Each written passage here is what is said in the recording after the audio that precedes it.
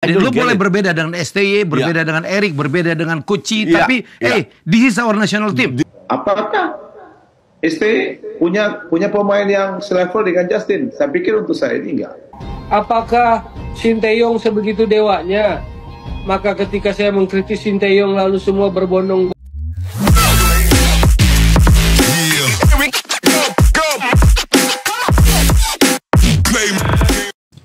Assalamualaikum warahmatullahi wabarakatuh. Sampurasun, selamat datang dan salam pecinta timnas Indonesia, salam sepak bola Indonesia. Nah, pada video kali ini kembali kita segmen mengomentari komentator atau mengomentari perkembangan yang sedang hot-hot ya. Nah, yang pertama ada dari Bung Toel. Bung Toel ini salah satu komentator bola sangat pengalaman dan sangat kita cintai. Bung Toel, ada apa di Bung Toel? Kalau saya yang seorang mengkritisi, pertanyaannya, kenapa responnya efeknya begitu ekstrim? Kenapa saya katakan ekstrim? Kalau menyerang saya secara pribadi itu normal lah. Tapi ketika putra-putri saya diserang, istri saya juga diserang, keluarga saya diserang, lalu misalnya media-media di mana saya biasa podcast juga diserang, ngancam anak-anak saya, wah pengecut semua. Nanti kalau saya bergerak ke area hukum positif, nangis-nangis nanti dan sebagainya. Gitu loh. Mengapa kebencian pada saya seorang komentator melebihi kebencian kepada seorang koruptor? Pertanyaan saya. Kan sebetulnya sesuatu yang menimbulkan pertanyaan besar. Lalu kalau kita alergi pada kritik, lalu kita harus menyerang, gitu kan? Atau memberikan ancaman. Kan sarkas-sarkas itu juga berlebihan, gitu loh. Apakah Sinteyong sebegitu dewanya? Maka ketika saya mengkritik Sinteyong lalu semua berbondong-bondong menyerang saya. Apakah Sinteyong seorang malaikat? Gitu loh. Saya cinta sepak bola. Hidup saya sepak bola.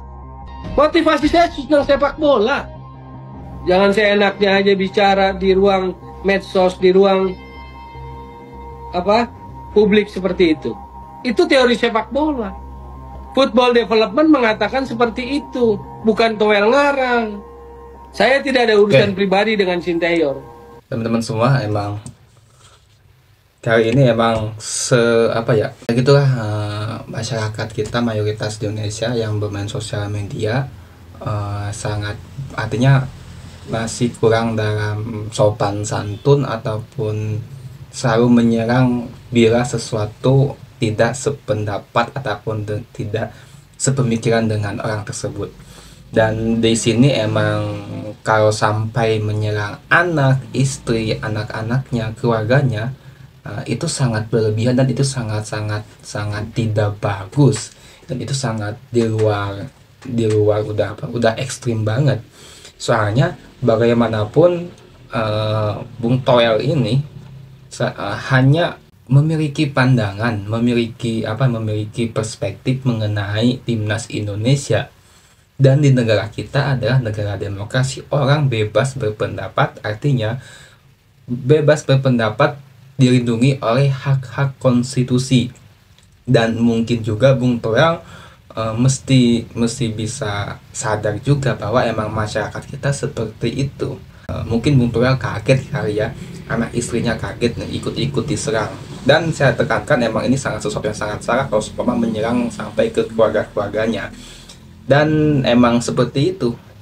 Mungkin bisa di lingkungan beda pendapat juga, di lingkungan sosial politik juga sama. Kita ada oposisi, ada koalisi pemerintahan. Sebut saja ada, kalau di pihak oposisi ada Rocky Gerung, ada Fahri Hamzah, ada pemerintahan Jokowi ya sebelumnya. Terus yang paling kecil kan Rocky Gerung, ada Haris Azhar. Mereka emang selalu mengkritik pemerintah habis-habisan, apalagi Rocky Gerung. Artinya yang menghujat Rocky Gerung pun juga banyak atas kritik-kritik terhadap Presiden Jokowi. Begitupun juga sebaliknya. Jadi emang harus diakui masyarakat kita emang sangat dalam beretika sosial media itu sangat tidak bagus. Contoh kecil, ketika kemarin Marcelino Ferdinand tidak bermain bagus dan dianggap egois dalam permainan ketika bermain melawan Irak, para netizen malah ikut menyerang juga ke akun sosial media klubnya KMSK Denze. Saya baca-baca, ya pokoknya banyak banget lah head speech di situ ya. Artinya emang jangankan mungkin seperti Bung Toel, ya seperti sekeras Pak Jokowi juga Marcelino Ferdinand yang pelaku utama sepak bola seperti itu. Sampai-sampai Bung Toel mengatakan kalau dipakai ranah hukum positif, ya itu bisa karena banyak sekali public figure yang kena hukum akibat komentarnya, akibat statusnya, terutama di ranah lingkungan sosial politik gitu sih. Jadi ini benar-benar tidak baik sih untuk apapun. Boleh beda pendapat, boleh beda pandangan soal Sintayong, soal timnas, tapi cukup hanya di ruang lingkup tersebut aja. Jadi kalau sampai ke ini nggak bagus sih, ini emang udah nggak sehat. Yang kedua, kita masuk kepada Bayangin coach, gue nggak nyindir siapapun ya. Timnas menang, dia nggak happy gitu mukanya. Yeah, I don't get it. Don't get it. I Don't get it. don't Lu get boleh it. berbeda dengan STY, berbeda dengan Erik, berbeda dengan Kuci, Yeah, tapi yeah. this is our national team. This is our national team, dan kalau kita lihat ini kan setelah pemilu. Jadi berpihak ke siapa sebenarnya? Pemilu itu penuh dengan hujatan, hoax, fitnah dan Seru lah ya. lain-lain. Sepak bola ini U23 loh Mengembalikan menyatukan kan pemersatu masyarakat bangsa. Indonesia dengan 275 Gila, 80 stadion juta penuh dengan Ya. orang Indonesia. Gila Semua itu. stadion benar-benar menyatukan. Kok ada orang yang Nyobar di memecah mana-mana. belah yang Ya. nggak suka kalau kita berjadi Ya. bersatu? Nggak masuk akal untuk gue. Nah, di video podcastnya Helmi Yahya ini saya nonton sampai habis juga ya teman-teman semua. Di video ungkapan ini adalah di awal-awal video, mungkin bisa dicek itu video itu diupload setelah timnas Indonesia melawan Irak itu. Helmi Yahya emang sedikit menyinggung salah satu orang yang ketika timnas Indonesia tidak senang.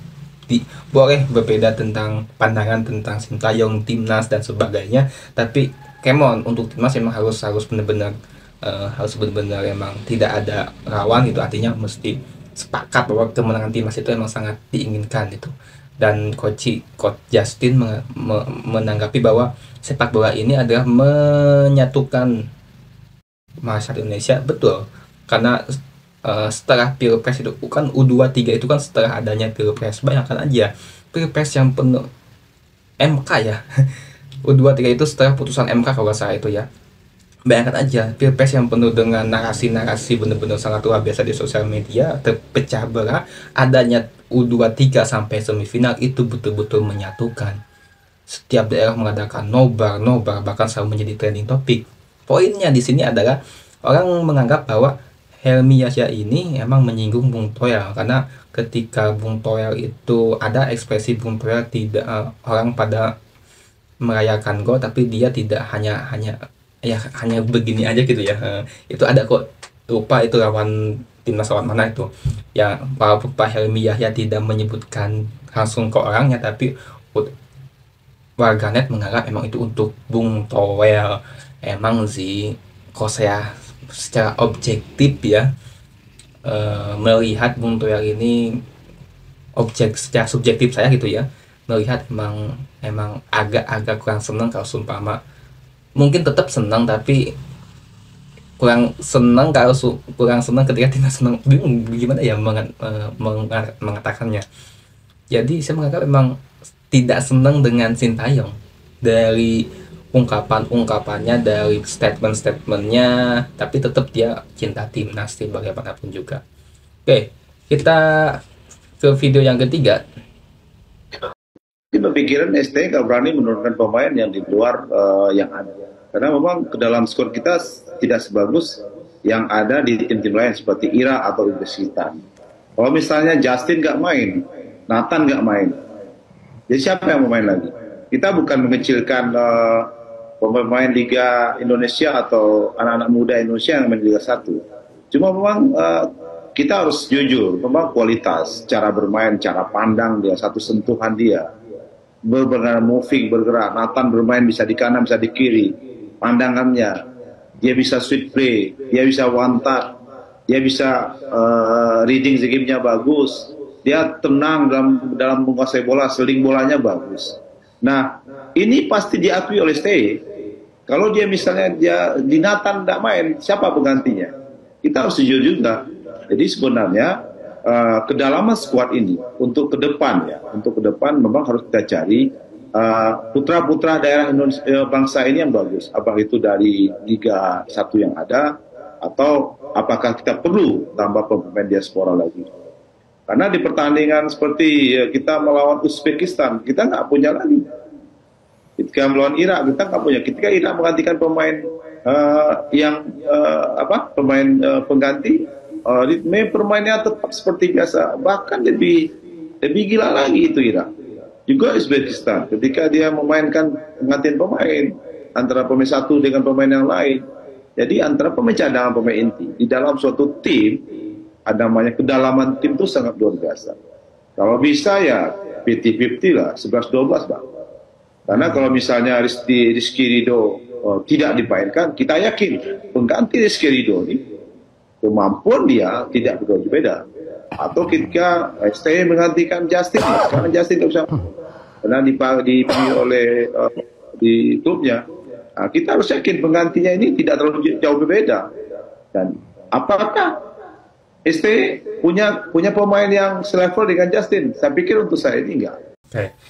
Ini emang Nirmaiza ya, dia buka suara mengenai kemarin penampilan timnas U23 lebih kepada bahwa emang kedalaman skuad itu sangat diperlukan, dan mereka emang Nirmaiza itu mengakui bahwa adanya pemain diaspora abroad seperti Nathan, Justin, Ivar, Stoik itu emang sangat betul-betul mempengaruhi. Artinya dia mengatakan bahwa kualitas dari pemain abroad ya, sampai sejauh ini emang ada di atas pemain liga lokal kita, mungkin yang setara ya, sampai seperti Marcelino, Rizky Ridho, terus mungkin Witan, itu bisa setara dengan pemain-pemain abroad tanpa mengecilkan pemain liga kita.